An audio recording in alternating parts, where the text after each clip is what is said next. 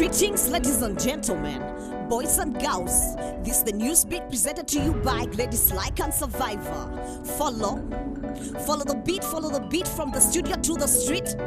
Info with the flow keeps you sharp and in the know. Sit back, relax, enjoy the news. Follow. Social media has for long been a platform where people express themselves independently, sharing photos, jokes, memories, and keeping in touch with friends and family. However, many NGOs and community groups are now using the platform to pull together financial resources to boost support for social issues and humanitarian causes. A 20,000-litre tank was constructed in Mukukuba Parish in Mukono district with funding from a social media Rotary project. Kasangati Rotary Club came up with the idea to organize and contribute the funds after recognizing Mukukuba residents and their animals were sharing dirty water from swamps and ponds. Almost 9 million shillings was raised by 66 Rotary presidents to construct a water tank for 9,000 Mukukuba residents. Each Rotary president contributed 100,000 shillings to build the water facility, and the bricks used to make the water tank were made by the local community. Shared Blessing Junior School, which was constructed by the Rotary Club of Kasangati and Children's Safe Uganda, will also benefit from the water tank's clean water.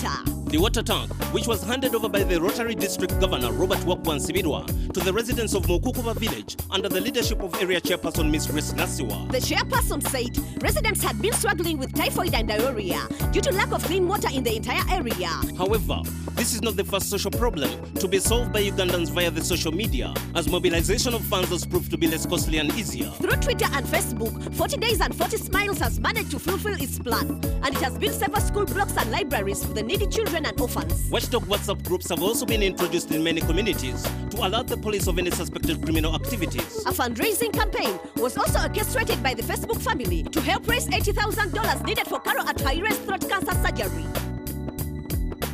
Congo-Brazzaville is in a state of chaos following the 20th March general elections, as government security forces struggle to contain the post-election violence and civil demonstrations as a result of President Denis Sassou Nguesso extending his 32-year tenure in presidential office, an outcome that was rejected by the opposition on the grounds of electoral malpractice. In 2002, a new constitution was drafted by the Congolese parliament with a 2 presidential terms limit and a maximum age of 70 for a presidential candidate.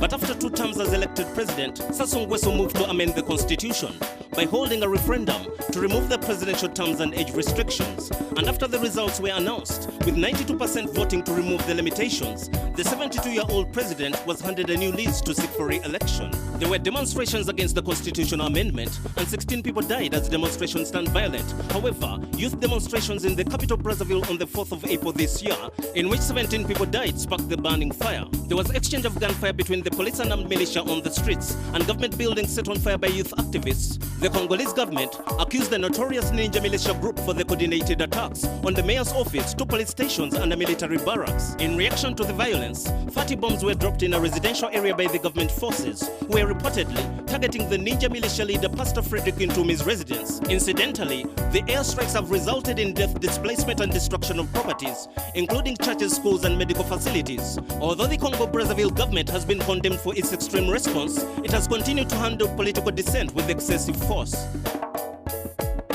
Technology has led to many useful inventions. Our reporter MC Loy is here with a full report. Technology can be good or bad for people.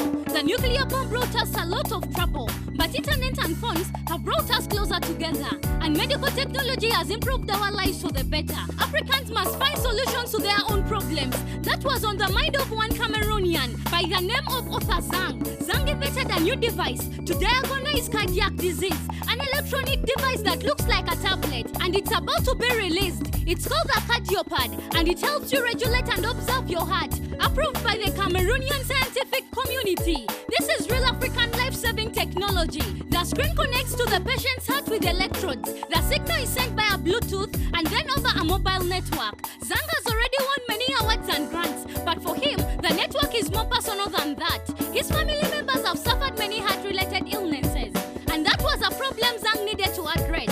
The problem of his people drew his attention, ignited his passion, and set him on his mission to create technology for the poor people in rural areas that have no access to health specialists, let alone cardiologists. I'm MC Loy, reporting for Newsbeat. Thank you, MC Loy, for that report. The International Women of Courage Award rewards women who have fought hard to fight for equal rights and opportunity, as well as peace and gender equality. The reward is given by the United States and will be given to 14 women this year. Sudanese entrepreneur Awadeya Mahmoud is one of them. She went from selling tea on the streets to helping over 8,000 women. It was back in 1989 when Awadeya was still selling on the streets. She thought a strong cooperative is really what women needed. So she organized the Women Multi-Purpose Cooperative, and the United States has now rewarded her for this groundbreaking initiative. We must continue to tap into the full power of women's potential. Their intellect and wisdom are essential. Research shows that the investment in women's health and education is the #1 reason behind the rise of the nation. It leads to overall economic prosperity and also contributes to peace and stability. When women are involved in peace negotiations, research shows that there's a bigger chance for peaceful meditation. Newsbeat extends their congratulations to Mahmoud and the amazing women in all nations. That was the news on the beat.